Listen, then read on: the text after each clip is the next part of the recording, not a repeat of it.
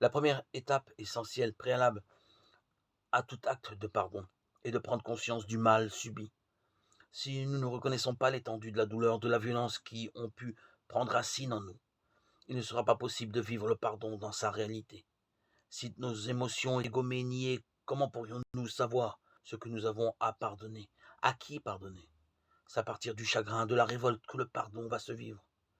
Si nous les nions, l'acte de pardon ne produira pas son fruit de transformation, de passage de la mort à la vie. Nous avons déjà pris conscience des résistances que nous avions à vivre à un tel passage. Cependant, beaucoup pardonnent sans oser le vivre, en cherchant à oublier, alors que le pardon n'est pas l'oubli, en cherchant à excuser, alors que le pardon n'est pas l'excuse. Ils ne vont pas au fond des choses, ou alors ils se réfugient dans le mental, dans l'intellect, pour ne pas être confrontés à des prises de conscience douloureuses.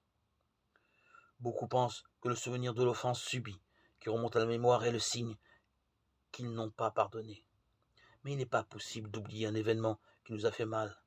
Le souvenir relève de la mémoire et le pardon de la volonté profonde. Ce n'est pas la même chose. La résurrection n'est pas l'oubli de la passion. Le Christ est ressuscité avec ses cicatrices et nous gardons en nous les cicatrices de notre histoire.